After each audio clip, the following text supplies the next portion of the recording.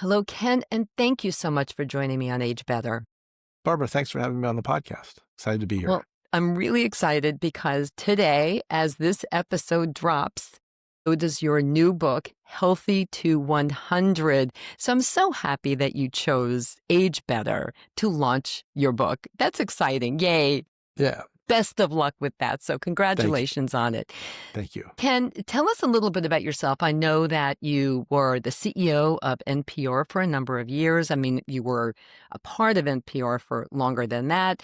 And now you're focused more on longevity in different ways, like specifically the Stanford, really renowned Stanford Center on Longevity. And you have a podcast, and we'll talk a little bit more about that soon. But I just want to know why that focus now, because for me, my whole focus on healthy aging started when I started aging, when I Yeah, turned 50. And I went, yeah, wait a minute, what?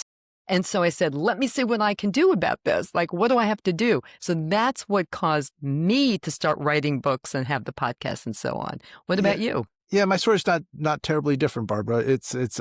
I think the issue of aging became interesting to me as I myself aged, so that not a I think unique story there. But I got interested in longevity um, when I started talking with the folks at the Stanford Center on Longevity. So I got introduced to them. I don't even remember how, about 8 or 9 years ago. And I went there and I met with Laura Carstensen, who's the founder and the guiding light of not only the Stanford Center on Longevity, but really sort of the longevity world. Absolutely. And I went there and I thought I was going to have a conversation about an aging nation. I was sort of looking forward to that. And it turned out we had a conversation about longevity. It was entirely different. It was not sort of how I conceived of aging, which was at the time, what do you do with all these old people? Like, we have a much older country, everyone's getting older. What do you do with them all? But rather, how do you reinvent the entire life course in light of longer life? How do we reinvent the norms of society so that that our supersized lives can be healthier, more productive, more engaged, more purposeful? And I thought that was sort of just a sort of an exciting lens to bring to the conversation that it really captured me then, 8 or 9 years ago, and has really sort of set me on this course, which has led to this book and a lot of other work that I'm doing in the space. You know, it's so interesting. I mean, there really is such a focus on longevity now, as we know. I mean, there are the biohackers, of course, that actually take supplements and vitamins and drugs and everything else that they can think of and do to help themselves live longer. But what we're going to be talking about today is really going into a different direction, and one that I think is really much more accessible. And it's also doesn't just involve the individual person, like how you view aging and what you can do for yourself to age better, but it also really is kind of a call to action for governments, for countries, for cities, for neighborhoods, and I really like that. So okay, so to write your book, Healthy to 100, How Strong Social Ties Lead to Long Lives. I guess that gives a little bit of a giveaway, as did my intro to this episode of what we're going to be focused on. But you did visit countries that do have some of the longest living people. So tell us a little bit about those. Like, why did you choose those countries and what did you find out? Give us little snippets. So let me take you back a little bit in time, Barbara, sort of how I got focused on social connection. It was actually in connection with the podcast that you mentioned earlier. It's called Century Lives. And we do, or a little bit of a different podcast. We essentially a documentary series. So each season has 6 episodes and it focuses on deep dives into one topic. And one year we did a season, or one season, we focused on outlier counties. So there's a professor at Harvard named Roz Chetty who's done an analysis of life expectancy on a county level basis, and he's plotted it against income. And if you look at his data, it's both remarkable and scary how closely life expectancy and income track each other on a county level. Yeah. Yep. And we wanted to find out, for the season, we wanted to sort of tell that story through, but also look at the outliers. And the counties either that did worse than they should or better than they should. Turned out there weren't a whole lot of them. It was actually a real struggle to identify them. But we eventually found 6 counties to profile. And we traveled to them. We went to Presidio County in Texas. We went to, Co-op City in the Bronx. We went to Birmingham County near Birmingham, Georgia. And they all had, it turned out, and we didn't expect this. It turned out that when we went there to sort of figure out what the story was, it was never about food. It was never about exercise.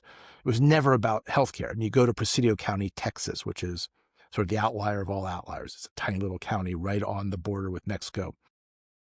No hospital in the county, bad diets, bad exercise. And yet it's one of the poorest counties in Texas and one of the longest lived counties in the country. The answer was always, in every case, a story about social connection. And it really Wow. opened my eyes to the notion that, like, how we think about our lives, how we connect with people, how we have purposeful lives has a direct and really important impact on healthy longevity. So for me, that sort of began a quest to understand that from a scientific basis, from a historic basis, and then to ask the question, you know, and to see, as we've all heard, like, loneliness has increased in the United States. Social connection has declined over the last 50 years in just terribly dramatic ways, terribly unfortunate ways. Um, but the thing that has sort of driven this sort of crisis of loneliness in the U.S., those conditions exist elsewhere, but it hasn't happened. So I wanted to go to the world's healthiest countries, Japan, Korea, Singapore, Italy, and Spain, and find out why they were successful around social connection in the ways that we've not been. So that's really the story of the book. Okay, and was there one of those 5 that really stood out to you the most? Do you have Well, they all did you have a do. favorite? Yeah, well, they all do. Oh, it's like having children. Well, so the way the book is structured, as you know, Barbara, is like I sort of tell the story of the methods of sort of the public health strategies around social connection differently in each country. Sort of Yes, work in Japan, uh, volunteering in Italy, lifelong learning in Korea. But the yeah. place that I think is probably the most intentional about building what I call social health infrastructure more than any other place is Singapore. And they've really, I think, on a They've been national very level, intentional about it, yeah, it yeah, from what I read in your book. yeah. And they've Mhm. essentially created a national experiment about how to keep people in the second half of life much more socially engaged, much more purposeful, much more uh, seen much more as contributors to society rather than takers from society. And it's Yes. paid off in really sort of extraordinary ways. What was really fascinating is that with several of these countries that you went to see and studied, the life expectancy actually increased by a couple of decades. Can you talk to us a little bit about that? Yeah. So all these countries and many others have had um, increases life expectancy over the last 150 years that have been unseen in human history. That's true, actually, for most developed countries in the world. Mhm. But South Korea and Singapore actually sort of stand out as really extraordinary things because they both came out of periods of remarkable social instability in the 50s and 60s and managed to grow from uh, really sort of underdeveloped countries to very advanced economic societies. And in doing so, in both cases, they increased life expectancy of roughly 20 years um, Incredible. over half a century. And there's just nothing like that has occurred in all of human history. To have that happen in 2 countries in the same period is just really sort of shocking and extraordinary and amazing to see. Mhm. I tell in the book a story. My dad was in the Foreign Service, worked at the State Department, and we moved to Korea. I was a kid in the mid '70s, and when we did there, Korea was just coming out. It was still coming out of its post-war malaise, um, uh, and when we went there, um, life expectancy in the U.S. My life expectancy was probably 6 or 7 years longer than the average Korean. Today, when I went back to visit, only 40 years later, 50 years later, life expectancy in Korea is at least 7 years longer than the U.S. And healthy life expectancy in Korea is a full decade longer than ours. And that's just a shocking change in what is in human history, just sort of a snap of the finger. Right. But you argue in your book and elsewhere that the reason for that would be because of something that you call social health. And so the focus on connection as opposed to, I mean, I'm assuming maybe they live a little bit of a healthier lifestyle now than they did back in the 50s and 60s, right, when they're first coming out of this. But Yeah. it really is the social health aspect that you give all the credit to. Am I right? Let's talk about that for my listeners. What is social health and how does it compare to, other forms of health that we think about, like, diet and exercise health, Yeah. physical health? Yeah. I do want to come back. I do want to clarify one thing before I'll describe what social connection is. Um, I do say social connection is both undervalued and critically important to the story of healthy life expectancy and what I would call the American healthy life expectancy deficit, um, and the advancements of other countries. But it's not the only thing. I mean, no one factor. A lot of things going on, diet, exercise, all go into it. My big Right, point in the book, but I would also yeah, add to that yeah, I agree with you completely. yeah, I mean, as someone who took up running when she turned 50, when I said, "Wait, what's going on here? I better start moving yeah, more," and so on, and really focus on my physical health as best I can. But I also understand the concept of this social health and social connections. It's critical, and they're all really critical. But it's just that it just seems to me, and you kind of said it earlier, is America really has a deficit in this area. And it got worse during COVID. It didn't get better in recent years. It got worse in recent years. And so that's still lingering. I don't think we've recovered from that yet and 100% we haven't. adjusted, I Yeah. think, our social connections yet. And also, to be honest, as much as I love social media and the internet and Perplexity and, ChatGPT and all that stuff, it's really harmful to our ability to connect socially in real life. Yeah. So we have all of that going. So yes, So, so I agree with you. It's all very important, yeah. but I really do think that America, and that's why this book, Healthy to 100, is so important now. It really is a wake-up call, I think, for all of us to really focus more on this Yeah. aspect of our And I aging. think you're exactly right. I appreciate you calling that. In fact, if you look back, you know, uh, as recently as 1980, the U.S. didn't.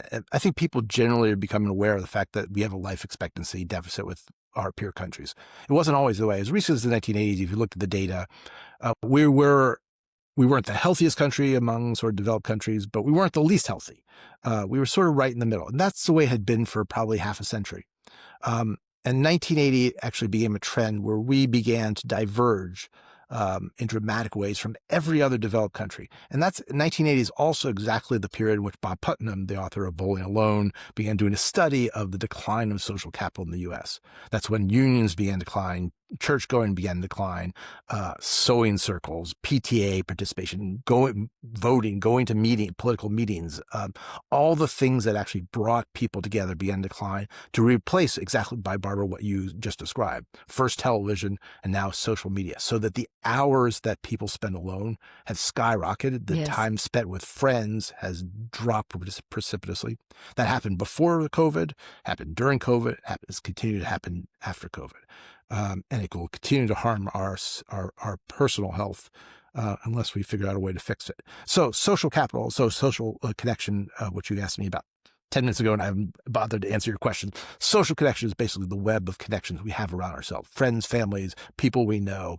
It's people part of our circles who we engage with on a regular or even irregular basis that provide content to our lives, relationships in our lives, and actually gives us sort of purpose and meaning in our lives and reasons to leave the house, frankly. Hmm. And what we've seen in the data is that the number of social connections that we all have has just been dropping precipitously. And the time we spend with the people we know, the friends we have, is just bottoming out. And that's been, I think, sort of a dagger in the heart of Americans and Yeah, it really in has the health been. of Americans. Yeah. Really has been. And, recognizing this to be true, I've been connected to the Bone Health and Osteoporosis Foundation for over 10 years at this point. But I now am special advisor and I manage our marathon teams. I do other things like that to help get the word out about the importance of bone health. And I bring this up only because I know everyone listening, you've heard it over and over again. So sorry, but Ken has not. That's So right. It's a first for me. So is that bear with me. Yes. Yeah. recognizing this deficit that we have in, our social connections and social health and, check, like, what can I do to kind of check that box off? And then also the importance of moving. Now I need to connect it back because Americans aren't moving enough. We're not. We're not moving enough. And I do like look at statistics and information about what's happening in other countries where they are living, or certainly pockets in those countries where they are living longer and they do move more. They just move about as part of, they don't go to the gym, but they do move around as part of their daily lives. Anyway, so to that point, we started something called the BHOF, Be Bone Strong Walking Clubs. And the purpose really was to stop the loneliness. That's number one. And it's micro. It's in your neighborhood. It's not a city thing where you have to kind of go a couple of miles to get to the start of the walk. It's like you go a block or two and to get to the start of the walk. And we started one, the very first one is in Virginia. And anyone listening, if you've not heard me talk about this before, which I really doubt, because I even had an episode about it, agebetterpodcast@gmail.com, and I will give you the info on how to start your own in your neighborhood. So this is so near and dear to my heart, Ken. You're talking to the choir. It's important. It's a travesty is really what it is. But there are things that we can do as communities, as individuals, to counter this, to turn it around, right? So let's talk about the physical impact that this issue has on us. Meaning, if you're lonely, and I'm looking at a statistic here in my notes that research shows that social isolation could be as harmful as smoking 15 cigarettes a day. Yeah. Yeah, that's Did you actually a all hear study. that? Yeah. 15 cigarettes a day. So can you walk us through some of the biological mechanisms that, really how social connections or lack thereof can impact our physical health and Yeah. our mental health, obviously? Yeah. So it's a great question. And it's an Mm-hmm. important one because I think people have begun to heard that social connection is important in their health, but it's not intuitively obvious like why that should be. I think we all understand food. I think we all nutrition. I think we all understand exercise and the connection to health.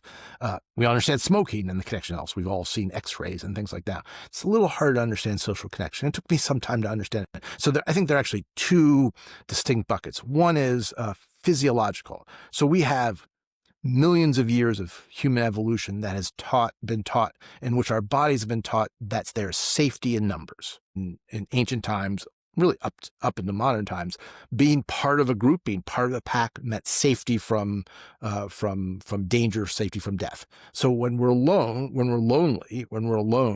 our body is telling there's an instinctive physiological reaction that says danger.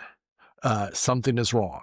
So, and loneliness can lead to chronic stress, and that raises cortisol levels, it raises inflammation levels, and that is directly connected on a medical, physiological basis with everything from cognitive decline to heart disease to even cancer.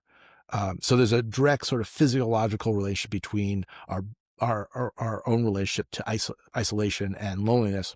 But the other thing is more correlative, I would call it, which is, as to what you just described, Barbara, if you're socially connected, it almost instinctively means you're out and about, you're moving, you're doing things, you're not stuck in your home. And that movement is very important in our health. And the other thing is, being part of a community means you're getting social cues about taking care of your health. You see others are watching out for you. And there's an important sort of behavioral aspect that comes with being socially connected, because you hear all the time of people who are lonely and socially isolated doing behaviors that are not good for themselves.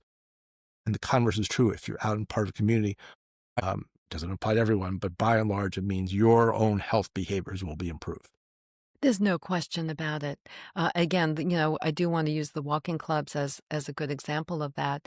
If someone doesn't show up, I immediately text to find out, why aren't you here? So there is this ability to connect, beyond just that moment when you should be all connecting and walking together as a group. It's like an ongoing connection, which I think is really so important. I think people actually feel like, oh, someone really is thinking about me.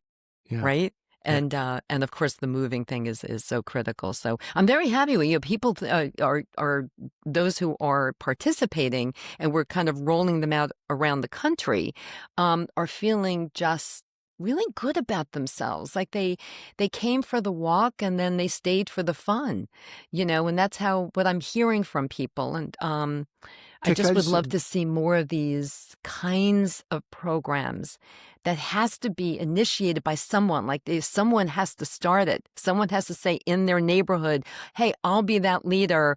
Let's get this going. And that's really what I'm working. I'm working on individuals to kind of like an army to get out there and be the leader of their walking clubs. And good for you. And I think actually the word you just used there is actually really that there's another thing to sort of key on, which is be a leader, being part of a collective, feeling good about yourself, having purpose. I think, Yes.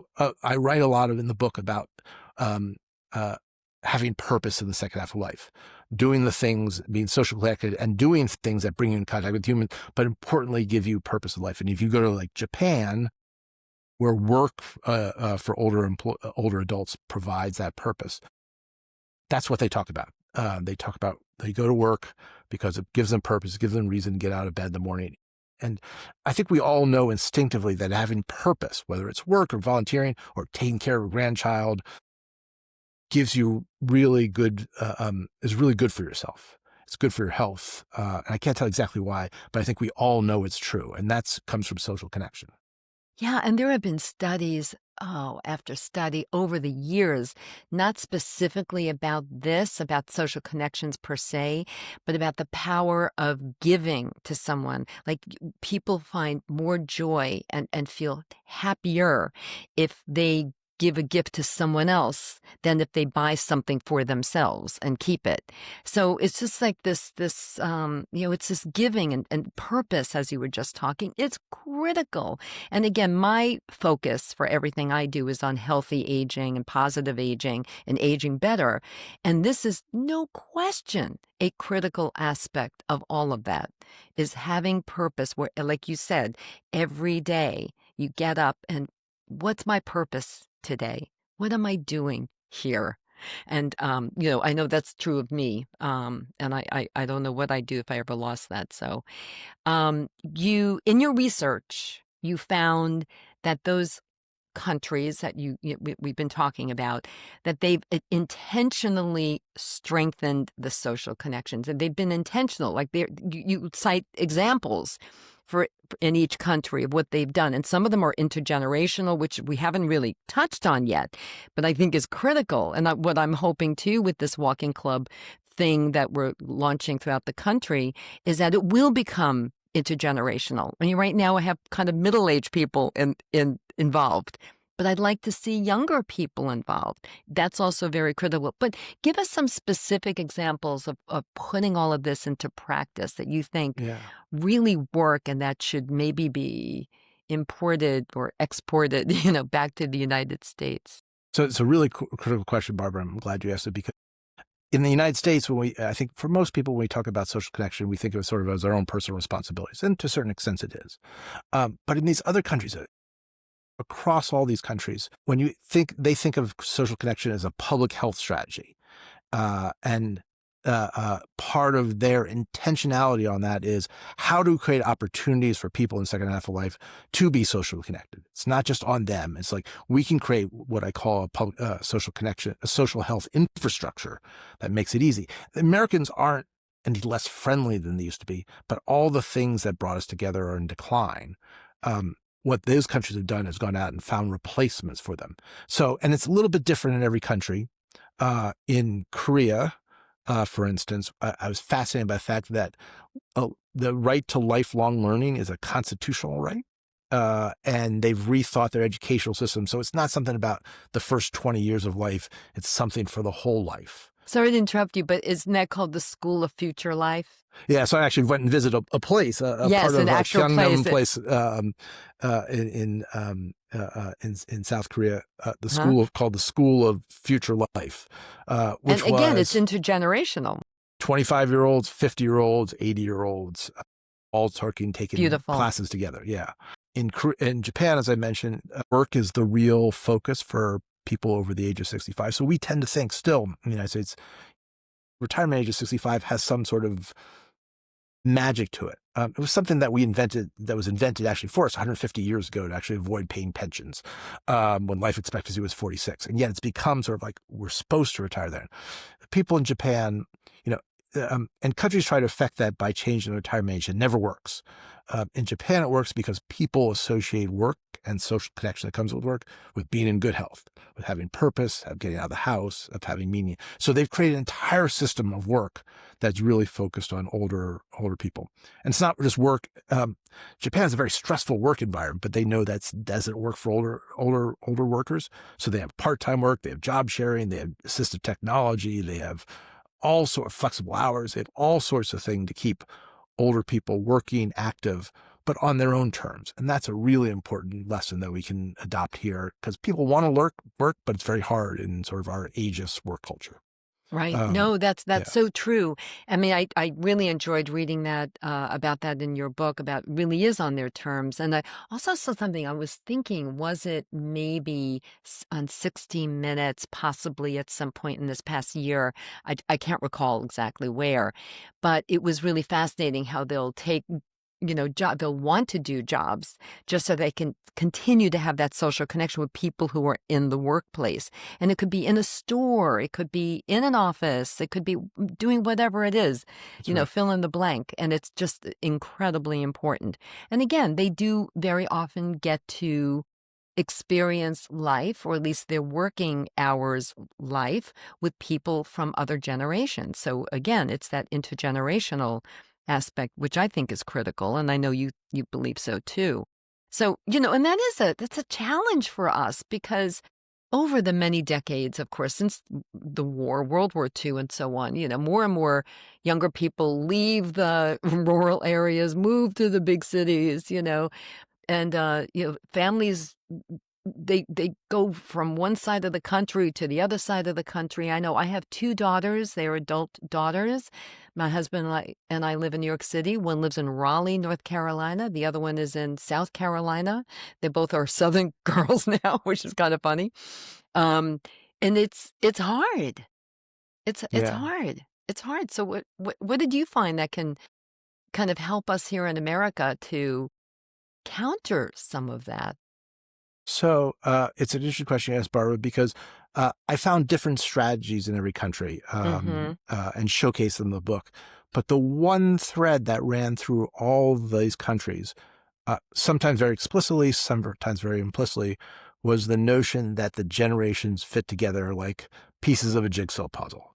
And that there is value to older generations of spending time with children, give them purpose, it gives them energy, gives them all sorts of, gives them connection. And there's value to children of having access to the wisdom and experiences of old generations. And that was a fundamental strategy of all these countries, some of which, like Japan, are also sort of this highly stressful, highly mobile, urbanized culture and has some of the same trends that sort of pull generations apart. So, I mean, what you see is countries doing all sorts of different things. It's around first around cultural norms. The idea is that it's better to keep generations together, which we don't necessarily share. But it's also about structural. So in Singapore, it's crazy. I mean, they have tax incentives to stay closer to your family. It's Yes, hard to get yes. housing if you're single and under 35. But senior centers are being converted to centers for all ages. Uh, Education is bringing the generations together. The workplaces are bringing generations. In Spain, I visited a senior center, which was combined with a nursery school. And so the seniors Mm-hmm. came in for the day and the kids came in for the morning and they spent time together and it was great for the kids and great for the adults. Yes, So there I are all loved sorts of reading about programs. that. I loved Yeah. reading. So I would say that with those 5 countries that you visited and you write about in your book so very well, with great examples given, that you would kind of give them all an A or an A plus, right? And I think so on the data, they're A plus pluses in A some plus. ways. Okay, I so mean, and in what grade would you Japan, give? yeah. What grade would you give America? Oh, that's a hard question. That's a depressing question. So let me show you sort of the data behind that. So, and I want to say, life expectancy in these countries are some of these countries are just, here's the technical term, it's bananas. The median life expectancy for women in Japan now is 90. Half are going to live longer than 90, half won't. It's a really extraordinary thing. If you look at the data on healthy life expectancy, which is, we mostly talk about life expectancy. Healthy life expectancy is a measure of how many years you can expect to live in good health. It's kind of what Yes. we all want, right? Yes, Um, exactly right. Healthy life expectancy in the US is now a full decade behind Singapore and Japan. That means you and I are going to live 10 years less in good health than a comparably situated person in those places. We're much more likely to have our healthy life expectancy is closer to Belarus and Azerbaijan and Tonga and Cape Verde, countries like that. That's our peers. That's for a country as rich and well resources as the US, that's an F. Yeah, it's an And F. It's an F. But that's where we again, got. we talked about this earlier, but I think we can contribute that F, because I agree with you, also to the way we eat and the fact that we're not moving enough, that this obesity is a big thing in this Yes. country, as we know. It is a You really don't get big an F thing. for what? You don't get an F for one thing. Exactly, it's the A combo. lot goes into it for sure. Yeah. So Italy and Spain consistently rank high in longevity, and the index. So Mediterranean diet, of course, I think we can all agree is a big part, for the most part of their diets. And then clearly the social and cultural factors Yeah. here. What, Yeah. tell us a little bit about those two in particular. I mean, I have a specific interest in Italy. It's my favorite country after this one. Yeah. So in some ways, neither of them should be as successful aging as they are. They're by European Union standards, they're pretty poor. Smoking rates are very high. Mm, Obesity levels are actually pretty high in Spain. So you can talk about good diet, but on the obesity level, it's not U.S. obese, but it's obese by European standards. So there are a lot of things that sort of suggest that um, they shouldn't be at the top of the list, but they are. I mean, so by some estimates, Spain will be the longest lived country in the world by mid-century. Um, uh, and they've done, a lot of the things we've already talked about. Italy is interesting to me because what they've done is they've invented almost an entire volunteer culture in the last 30 years. It didn't really exist. Sort of social, until roughly the turn of the century, social services were provided either by government or the church. And it was only in the last 30 years they began to turn it over to private nonprofit organizations, are almost entirely run by people over the age of 65. And wow. it's a whole culture that the norm really is increasingly, as you hit sort of what is considered classic retirement age, it's a transition point. It's not a time to wind down. It's a time to pick your next act. And that in Italy, increasingly that's volunteering and, helping to contribute, make your community better. Hmm. Um, in Spain, lots of different things going on in Spain. One of the things I really admired about Spain was the invention of the city for some of the things we talked about, so they have more opportunities to get out, move around, be in companionship with people. Our cities are designed for cars. So was Barcelona, until, relatively recently, until they started redesigning and closing areas to cars, creating what's called super blocks to allow people to be really in communion with one another, Hmm. and build social relationships. You can't do it if you're driving past each other and honking horns. You know, let's talk for a minute about. I do want to get back to having a sense of purpose, because I just think that that's so critical. And, again, I hope everyone gets a copy of your book. There will be links to more information about Kent and his work, and also his book, of course, everyone, in the show notes. But and you'll be able to get some ideas, I think, from this book about what you can do in your own communities. But give us just some ideas about what can people listening right now, what can they do? Like, my focus is on these walking clubs and rolling them Yeah. out around the country. So I'm, trying to do the best I can in this area. What can people do? What should they do for themselves? What can they do in their communities? What ideas? Yeah. So there's uh, a lot of the book is about this concept I call social health infrastructure. Yes. But there's just a lot that individuals can do. It's a little bit harder here than other places, but it's quite possible. So first, I mean, I take the lessons from what I saw overseas. One is I would start with the notion that 65 isn't the beginning of the end. In our supersized life, we have, on average, people have decades of good health, or the opportunity for decades of good health. And if they treat those as part of the productive part of life, that's really important. So we have to get rid of some of our ageist notions about what the second half of life is like and Right. think about them with the same seriousness and a purpose that we have in the first half. So that's number one, sort of begins with sort of rejecting some ageist notions about how we're supposed to sort of start declining, start winding down, because we don't. And then there are all sorts of opportunities, volunteer opportunities. There are lifelong learning opportunities. People talk about themselves in the United States as lifelong learning opportunities, but that usually is a solitary activity. Many states provide either free or heavily reduced educational opportunities for people over the age of 60.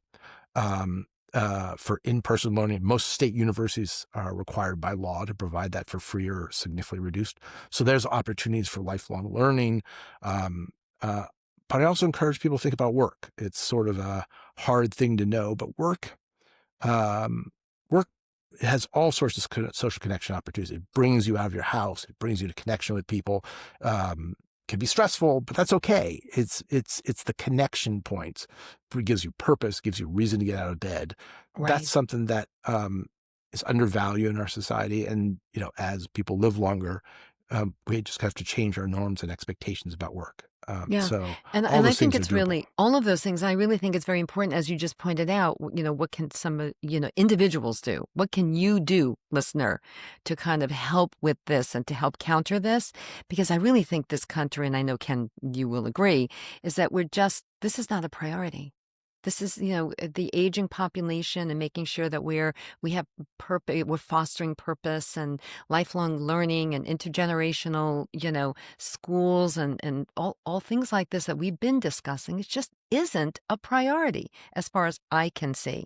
And I'm pretty sure you'll agree, Ken. Yeah, for sure. Okay, so Yeah. we do have to be a little bit of a pusher here, I think, in saying, all right, I'm going to help kind of really make a change here. Let me get out there and try to create some plan.